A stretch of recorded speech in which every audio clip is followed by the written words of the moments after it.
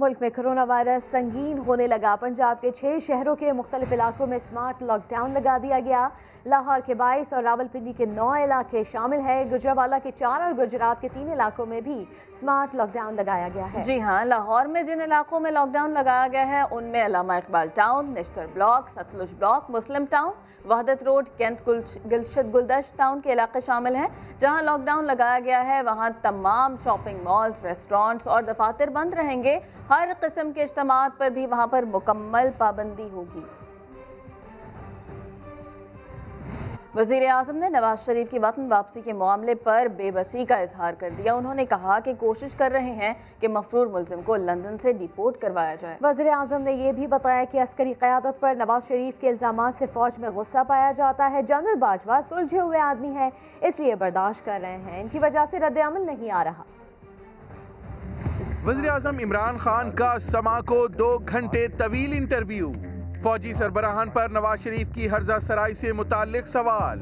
मियां साहब, जिस तरह आर्मी चीफ और DGISI को मुखातिब करते हैं, उनसे हिसाब किताब मांगते हैं, सर बतौर PM कभी आपको ये इन्फॉर्मेशन मिलती है इस तरह की कि फ़ौज को इसको लेकर बड़ी एग्रेसिव है, उनमें बड़ा रिएक्शन है, उन्हें बड़ा गुस्सा आता है कि उनके आर्मी चीफ को इस तरह से मुखातिब किया जा रहा है, जो कि बड़ा डिसिप्लिन इदारा है फ़ौज। इस तरह करके किसी आर्मी चीफ को अटैक करना, जी फौज के अंदर एक रिएक्शन आता है। ये जनरल बाजवा एक सुलझे हुए आदमी है, एक वो उसके अंदर ठहरा हुआ है, इसलिए वो बर्दाश्त कर रहे हैं। कोई और फौज में होता बड़ा रिएक्शन आना था, गुस्सा तो बहुत है अंदर इस वक्त जी, लेकिन मुझे पता है कि वो बर्दाश्त कर रहे हैं क्योंकि वो बिलीव करते हैं डेमोक्रेसी के अंदर। ठीक, और इसलिए ये जनरल फैज़ और इनको पर अटैक कर रहे हैं, फौज को ब्लैकमेल कर रहे हैं कि किसी तरह प्रेशर डालें डेमोक्रेटिक गवर्नमेंट को गिराने के लिए। वज़ीर आज़म मफरूर मुल्ज़िम नवाज शरीफ को वापस पाकिस्तान लाने के सवाल पर कुछ मायूस नजर आए। आपने इनको जाने क्यों दिया? अगर आप ना जाने देते तो वो ये सारा बयानिया बिल्ड नहीं कर सकते थे। वैसे ये अब मैं आपको क्या बताऊं, ये बड़ी एक दुख भरी कहानी है। सर उनको वापस कैसे लाएंगे आप? हम चाह रहे हैं इसको डिपोर्ट करवाएं, वो अभी बुलवा सकते हैं। शेख रशीद कहते हैं निकल गए हुकूमत के हाथ से, अब सिर्फ पछतावा रह गया है, वापस लाना मुश्किल है बहुत। देखें आप क्या करें, एक आदमी धोखा देता है। पहले तो खैर NRO साइन करके चला गया था मुशर्रफ के साथ सऊदी अरेबिया, वो भी झूठ बोलता रहा कि मैंने कोई साइन नहीं किया। वो आखिर सऊदी शहजादे ने आके बताया कॉन्ट्रैक्ट। इस बार ये ऐसा एक्टिंग की है कि वो बॉलीवुड में भी मेरे ख्याल में ऑस्कर मिल जाता वो एक्टिंग का। हम उम्मीद रखें कि आप उन्हें वापस ले आएंगे अपने ही टेन्योर में। कोशिश करेंगे, मैं अब कह नहीं सकता कि कितनी देर लगे। इमरान खान का कहना था कि जो शख्स यहाँ बिस्तर से नहीं उठ पा रहा था वो लंदन के पुरफिजा मकामात पर सैरो तफरी करता और बड़े बड़े होटलों में खाने खाता नजर आता है। वज़ीर आज़म इमरान खान कहते हैं वो अपोजिशन के इस्तीफ़ों का सिर्फ इंतज़ार नहीं बल्कि दुआ भी कर रहे हैं। अगर ये इस्तीफ़े दे तो इसमें पाकिस्तान की बेहतरी होगी। समा को इंटरव्यू में कहा अपोजिशन अरकान की अक्सरियत इस्तीफ़े नहीं देगी। बोले PDM 1 हफ्ता भी धरना दे दे तो इस्तीफ़े का सोचना शुरू कर दूंगा। वज़ीर आज़म ने मीनार पाकिस्तान के जलसे को फ्लॉप शो भी करार दिया। इमरान खान ने कहा मुंतखब हुकूमत को गिराने के लिए फ़ौज पर दबाव डालने वालों पर गद्दारी का केस बनता है। अगर ये इस्तीफे देती है PDM, आप उन्हें कबूल करेंगे फौरन? मैं तो इंतजार कर रहा हूँ कि इस्तीफे दे, दुआ कर रहा हूँ कि इस्तीफे दे। बाई इलेक्शंस कैसे करवाएंगे? मुमकिन होगा ये करवाना? आप देखते रहें, अगर ये इस्तीफे दें, मैं ऑनेस्टली आपको कहता हूँ कि पाकिस्तान की बेहतरी हो। अभी आपको कहता हूँ कि इनकी पार्टी के अंदर अक्सरियत लोग इस्तीफे नहीं देंगे। ये क्या कर रहे हैं? ये तो बातें कर रहे हैं कि हम ढेर लगा देंगे, इस्तीफों का अनबार लगा देंगे। क्या है? और वही ये कह रहे थे कि मीनार पाकिस्तान में अवाम का समुंदर आ जाएगा और गवर्नमेंट चली जाएगी। PDM है, उसने आपको 31 जनवरी की डेडलाइन दी है कि आप मुस्ताफी हो जाएं। मैंने 4 दफा मीनार पाकिस्तान भरा। अब ये जो हुआ जलसा वो एक बड़ा फ्लॉप शो था, इसलिए कि लाहौर के लोग ही नहीं निकले। आपस में जो उनकी लड़ाइयाँ शुरू हो गई, आप वो एक दूसरे को ब्लेम कर रहे हैं। जो रही सही कसर है वो ये लॉन्ग मार्च में निकले। अगर वो लॉन्ग मार्च कर दें तो पता चल जाएगा कि इस्तीफा मुझे देना पड़ेगा या इनको देना पड़ेगा।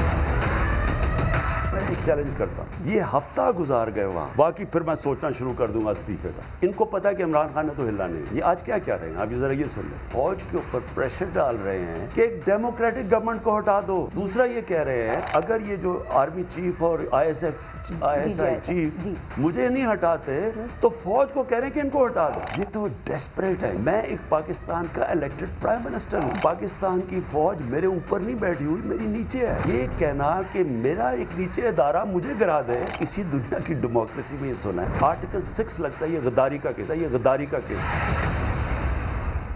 लॉन्ग मार्च और इस्तीफों से बात ना बनी तो अपोजिशन का प्लान बी क्या होगा? लीगी रहनुमा राना सनाउल्लाह ने अजीबो गरीब प्लान बी बता ही दिया। प्रोग्राम सवाल में बोले कि लॉन्ग मार्च होगा, इस्तीफे भी देंगे, हदफ हासिल ना हुआ तो दोबारा लॉन्ग मार्च करेंगे और इस बार 7 दिन नहीं 7 महीने तक धरना दिया जाएगा। सेनेट का इलेक्शन ये फरवरी में करवा लें, ये जनवरी में करवा लें, उसे ये अप्रैल में ले जाएं। लॉन्ग मार्च होगा और इस्तीफे जो हैं वो देंगे वहाँ पे जाके, और उसके बाद ये मत समझें कि तो फिर हमने घर आके बैठ के आगे सो जाना है। अगर इस्तीफों के बाद भी वो सूरत हाल ना हुई, आपने राना सनाउल्लाह साहब की गुफ्तगू सुनी है, उन्होंने दोबारा फिर धरना भी करेंगे। जो पूछते हैं ना, ये राना साहब जो ये कहते हैं ना कि 7 दिन धरना कर ले, इंशाल्लाह ताला 7 माह का धरना होगा। सर्दी बढ़ी और गैस चली गई। सिंध में गैस प्रेशर में कमी आ गई है। कराची वाले भी इस मसले से शदीद मुतासर हैं। औरंगी टाउन के रिहायशी लकड़ियों पर खाना पकाने पर मजबूर हो गए हैं। मजीद जानते हैं समा के नुमाइंदे खुर्शीद आलम से, जो तौहीद कॉलोनी के एक घर में मौजूद हैं। उनसे बात कर लेते हैं। खुर्शीद, गैस लोड शेडिंग से शहरियों को किन मसाइल का सामना है, बताइए। जी हाँ, बिल्कुल। मैं इस वक्त मौजूद हूँ, औरंगी टाउन का इलाका है, तौहीद कॉलोनी। हमारे कैमरामैन आतिफ आपको दिखाएंगे एक बावर्ची खाना है जहाँ पर गैस का चूल्हा मौजूद है, लेकिन गैस नहीं आ रही। काफ़ी देर से चावल भीगे हुए हैं और आलू काट के रखा हुआ है ताकि सालन बन सके, लेकिन दिन का ये वक्त हो चुका है, अब तक खाना बन नहीं सका। यहाँ पर लकड़ी के चूल्हों पर लोग अपना खाना पकाते हैं और बहुत मुश्किल से ज़िंदगी के दिन गुजार रहे हैं, और औसतन 4000 से 5,500 रुपये ख़र्चा बर्दाश्त करता है सिलेंडर का, या फिर लकड़ी के ऊपर खाना पकाने के लिए वह अपने आप को मजबूर पाते हैं। लोगों ने अपील की है वफाकी हुकूमत से कि जो गैस की कमी है उसको फौरी तौर पर दूर किया जाए। शिकायत के इंदराज के बावजूद अब तक इस इलाके में जो बहुत बड़ी आबादी है, लाखों की आबादी है, यहाँ पर गैस की कमी को अब तक दूर नहीं किया जा सका। सर्द मौसम है और लोग गरीब आबादी है, वो सिलेंडर का या लकड़ी का इजाफी खर्च बर्दाश्त नहीं कर सकते। जी, कराची से खुर्शीद आलम हमें बता रहे थे। लाहौर का रुख करें, वहाँ पर भी मुख्तलिफ इलाकों में गैस बहरान शिद्दत इख्तियार कर गया है। ख़वातीन को खाना पकाने में किस कदर दुश्वारी का सामना है, ये जान लेते हैं अपने नुमाइंदे मोहम्मद लुकमान से, जो इस वक्त एक घर में मौजूद हैं। लुकमान, बताएगा क्या क्या मुश्किलात दरपेश हैं लोगों को? जी, पंजाब के मैदानी इलाकों में सर्दी बढ़ते ही लाहौर में गैस का बहरान शुरू हो गया है। अगर लाहौर के अक्सर इलाकों में गैस कम है या कहीं तो बिल्कुल नहीं आ रही। मैं एक ऐसे घर में मौजूद हूँ जहाँ लो प्रेशर है गैस का। इसकी वजह से अहले खाना को कितनी मुश्किलात आ रही हैं, इस बारे में खातून खाना से बात करते हैं कि क्या मुश्किलात हैं, क्या खाना पकता है। जी बताइए, खाना पक रहा है आजकल के, क्या मुश्किल आ रही? नहीं पक रहा, गैस बिल्कुल नहीं आ रही। थोड़ी बहुत ही जोन सी आती है वो भी डलाते हैं, चूल्हा चली जाती है, हंडिया रखते हैं ऊपर। बहुत मुश्किल है। हमने सिलेंडर रखा हुआ है, उस पर हल्की आंच करके पकाते हैं वो भी। इसको आप क्या पका रही हैं? अंडा बना रही हूँ, जहाँ 5 मिनट में पकता है वहाँ आधा घंटा लग जाता है अंडे से। तो और हंडिया भी बहुत लेट पकती है, बच्चे रोते हैं, क्या करें, बहुत मुश्किल है इस घर में गैस की वजह से। जैसा कि ये खातून कह रही हैं कि इनके लिए इस वक्त एक अंडा पकाना भी मुश्किल है, बर्तन में पड़ा हुआ है लेकिन वो पक नहीं रहा। ये यहाँ की कैफियत नहीं, ये पूरे लाहौर की कैफियत है, जहाँ अक्सर इलाकों में गैस का प्रेशर इतना कम हो गया है कि जो लोगों ने अगर हीटिंग करनी है या गीज़र का इस्तेमाल करना है वो तो दूर की बात है, खाना पकाना भी मुश्किल है। जी, मोहम्मद लुकमान अपडेट कर रहे थे। और अब आपको बताएं कि 4 साल से कागजों तक महदूद हलाल फूड अथॉरिटी बिलाखिर कायम कर दी गई। डीजी हलाल फूड अथॉरिटी अख्तर भोगियो का समा को पहला इंटरव्यू, बोले कोई इंपोर्टेड चीज़ बगैर पाकिस्तानी हलाल सर्टिफिकेट मुल्क में दाखिल नहीं हो सकेगी। कॉस्मेटिक्स, बच्चों का दूध, बिस्किट्स और खाने पीने के आइटम्स पहले चेक होंगे। हमारे रिपोर्टर जहीर अली से क्या बातें हुई, आइए देख लेते हैं। $3 ट्रिलियन की मार्केट है, 3 ट्रिलियन नहीं है, इससे ज़्यादा की है। और ये सिर्फ नहीं कि इस्लामिक और मुस्लिम कंट्रीज तक महदूद है, ये यूरोपियन कंट्रीज़ और जितनी भी बाहर के ममालिक हैं वहाँ भी मुसलमान कंज्यूमर्स हैं, उन्हें चाहिए कि हलाल सर्टिफाइड प्रोडक्ट्स हों। तो इस अथॉरिटी को बनाने का मकसद भी यही है और इंशाल्लाह ताला बीइंग पाकिस्तान, क्योंकि पाकिस्तान की अपनी एक क्रेडिबिलिटी है बीइंग अ मुस्लिम कंट्री, सो हमें तो ये एक एज है और डबल एडवांटेज है कि हम इस मार्केट को भी ग्रैब कर सकते हैं और पाकिस्तान की एक्सपोर्ट्स को बढ़ा सकते हैं। जितने भी प्रोडक्ट्स हैं जो बाहर से हमें इंपोर्ट करने पड़ते हैं, भले वो फार्मास्यूटिकल हो या वो कॉस्मेटिक्स हो, उनकी ट्रेसेबिलिटी का एक हमने स्ट्रक्चर बनाया है और हम उसके अंदर QR कोड्स और दूसरी टेक्नोलॉजी का इस्तेमाल करते हुए हम ये चाहेंगे कि जो हमारा कंज्यूमर है वो जो भी चीज़ ख़रीदता है और वो सिर्फ़ और सिर्फ अपने ही मोबाइल से और अपने ही घर पे के कंप्यूटर से उसको सिर्फ चेक कर ले उसके QR कोड का, तो उसको पता चल जाएगा कि ये प्रोडक्ट कहाँ बना, कब बना और ये हलाल सर्टिफाइड है कि नहीं है। कोशिश यही है कि 6 महीने के अंदर अंदर हम जितने भी प्रोडक्ट्स पाकिस्तान के अंदर दाखिल हो रहे हैं, इंपोर्ट हो रही है, एक्सपोर्ट हो रही है, वो सब हलाल सर्टिफाइड हो जाए।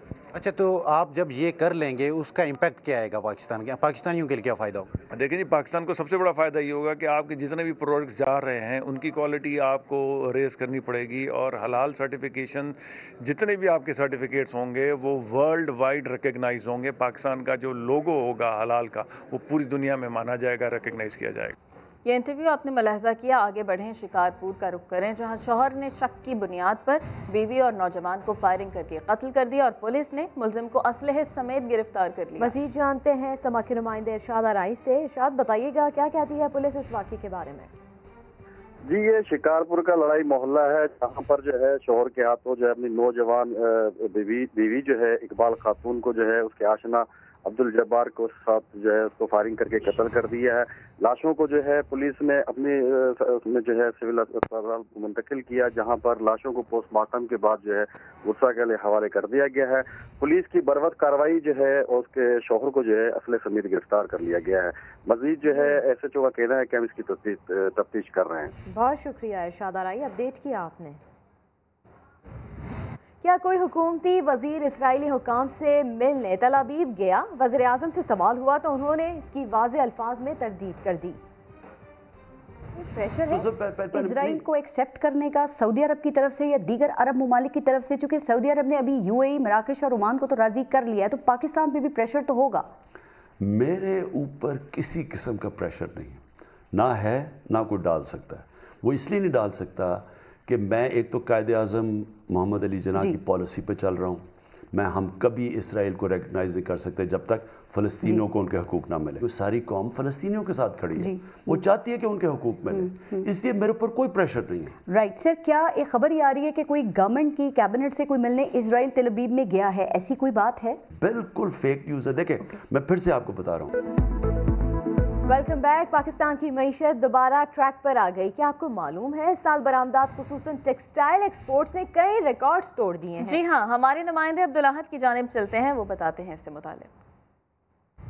2020 दुनिया के लिए तो तबाही का 7 साल रहा, लेकिन फैसलाबाद के सनतकारों ने गुज़िश्ता 10 साल रिकॉर्ड तोड़ डाले।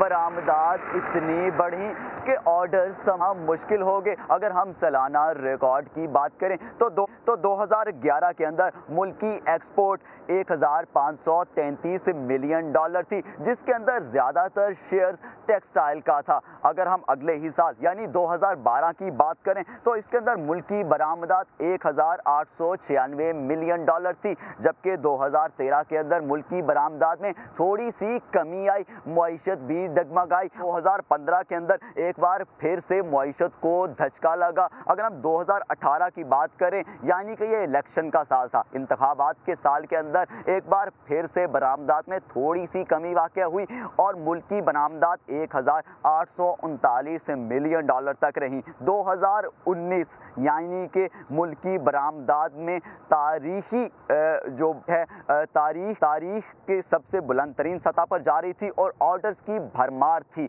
और मुल्की बरामदात इसमें 2011 मिलियन डॉलर तक रही।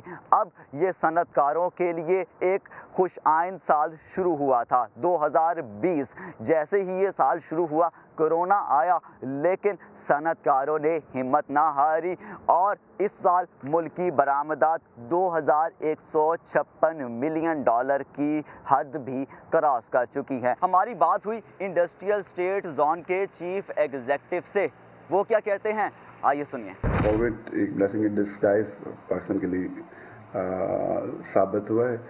हमें 19-20 के जो अरसा था जिसमें कोविड भी आ गया, कोई 1.25 अरब डॉलर की फॉरेन डायरेक्ट इन्वेस्टमेंट जो सी हैं वो फेडमी के जो स्पेशल इकनॉमिक जोन है एम3 इंडस्ट्रियल सिटी का, उसके अंदर आई हैं।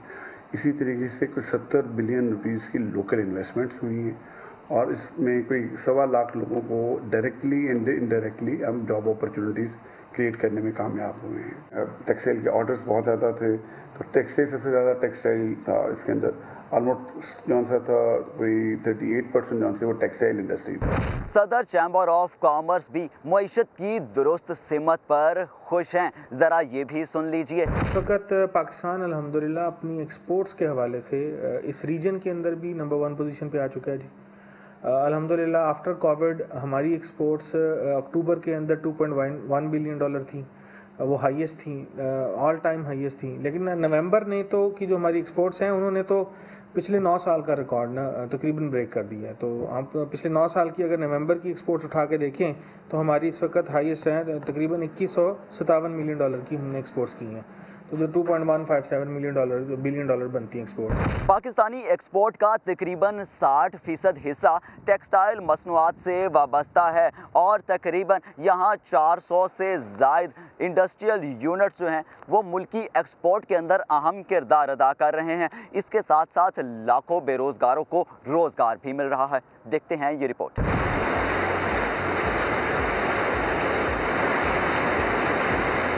पाकिस्तानी टेक्सटाइल मसनूआत ने भारतीय मार्केट को पिछाड़ना शुरू कर दिया। अक्टूबर में टेक्सटाइल बरामदात में 7% इजाफा हुआ, जबकि भारतीय टेक्सटाइल एक्सपोर्ट्स में 5% कमी आई। साल हर साल से भारतीय मसनूआत इंपोर्ट करने वालों ने इस बार पाकिस्तान को खुलकर ऑर्डर दिए। यूरोप मार्केट और अमेरिका की साइड से बहुत ज़्यादा हमें ऑर्डर्स कंटिन्यूसली मिले हैं। अमेरिका बहुत ज़्यादा डिपेंड था अपना टेक्सटाइल मार्केट के लिए इंडिया के ऊपर, लेकिन जो हमारे कंपेटिटर कंट्रीज़ हैं बांग्लादेश, इंडिया, टर्की, ये अभी तक कोविड को ही फेस कर रहे हैं, लेकिन पाकिस्तान फॉर्चुनेटली इससे थोड़ा सा बाहर निकला और वो सारे ऑर्डर्स हमारी तरफ मूव हो रहे हैं। पाकिस्तानी टेक्सटाइल मार्केट ने दुनिया के 30 ममालिक में अपने कदम जमा लिए हैं। अमेरिका इस मार्केट का सबसे बड़ा खरीदार है। दीगर ममालिक में फ्रांस को 12% और मिडिल ईस्ट को 12% टेक्सटाइल मसनूआत एक्सपोर्ट की जाती हैं। टेक्सटाइल का 10% हिस्सा यूके, जबकि चीन को 8.6% माल भेजा जाता है। कोविड के बाद अमेरिका एक दफ़ा दोबारा अमेरिकन मार्केट का रिवाइवल हुआ है और पाकिस्तान से इस टाइम पे जो करंट सिनेरियो में 20% जो एक्सपोर्ट है वो टेक्सटाइल की अमेरिकन मंडियों को हो रही है। और उसके बाद यूरोपियन यूनियन में France, Germany, Spain, UK market जो है ये रिलेटिवली इसकी भी परसेंटेज उनके पीछे comparative to last year numbers वो बढ़ रहे हैं। टेक्सटाइल मसनूआत की बरामदात तारीख की बुलंद तरीन सतह पर पहुंच चुकी है। कोई ऐसी मिल या फैक्ट्री नहीं जहां प्रोडक्शन न हो रही हो। आपने देखा किस तरह टेक्सटाइल सनतें मुल्की मईशत की बेहतरी के लिए हाथ बटा रही हैं। तो आइए दोबारा चलते हैं स्टूडियो। खबरों का सिलसिला जारी है, वक्त हुआ है एक ब्रेक का। आप देखते रहिए समा। Welcome back. आपको मौसम के हवाले से बताएं तो मुल्क भर में शदीद सर्दी की लहर है। अस्तोर में पारा -12 और स्कर्दू में -11 हो गया। इस्लामाबाद का पारा -1 डिग्री तक गिर गया। लाहौर का दर्जा हरारत 2 डिग्री तक पहुंच गया। कोयटा में यखबस्ता हवाओं का राज है। ऐसे में कराची में भी सर्दी ने शहरियों की कुल्फी जमा दी है। सुबह दफातर जाने वालों को शदीद मुश्किलात का सामना करना पड़ा। तो आपको बताते चले मुल्क भर में शदीद सर्दी की लहर जारी है। ऐसे में अगर मुल्क के मुख्तलिफ शहरों के दर्जे हरारत की बात की करें तो स्टोर में पारा -12 और स्कर्दू में -11 हो गया है, जबकि इस्लामाबाद का पारा -1 डिग्री तक गिर गया है। लाहौर की अगर बात करें तो यहाँ पर दर्जे हरारत 2 डिग्री तक पहुँच गया है। कोयटा में यखबस्ता हवाओं का राज है और ऐसे में कराची में भी सर्दी ने शहरियों की कुल्फी जमा दी है। अली जफर केस, अदाकारा मीशा शफी की गवाह पर जरा समात कुछ देर के लिए मुलतवी की जाए। गवाह इफ़त उमर ने ये इस्तदा कर दी। इसी के ऊपर बात कर लेते हैं समा के नुमाइंदे शाहिद हुसैन से। शाहिद हुसैन, बताइएगा क्या कुछ हुआ समात के दौरान? जी, आज इफ़त उमर जो है उनके ऊपर जिरा मुकम्मल होनी है और अली जफर के वकील की जानिब से उनको आज काफ़ी सख्त सवालों का सामना करना पड़ा। अली जफर के जो वकील हैं उन्होंने उनसे ये भी सवाल किया कि उन्होंने क्या अपना ज़हनी तवाज़न वगैरह चेक करवाया है, तो उन्होंने जवाब दिया हाँ चेक करवाया। और दवाइयों के मतलब पूछा तो उन्होंने बताया कि डिप्रेशन और ब्लड प्रेशर वगैरह की दवाइयाँ उनको दी गई थी। दूसरी जो सवाल उनसे पूछे गए कि जब आपको ये पता चला कि मीशा शफी ने जो इल्ज़ामात लगाए हैं तो आपने यकीन कर लिया, तो उन्होंने कहा हाँ उन्होंने यकीन कर लिया क्योंकि उनके इल्म में पहले से 2 वाक़यात थे। और जब उनसे पूछा गया कि मीशा शफी जो आपके घर जब खाने पर आई थी तो क्या वो खुश थी या परेशान थी, तो उन्होंने कहा कि वो परेशान थी, लेकिन जब तस्वीर पेश की तो उसमें वो खुश दिखाई दे रही थी।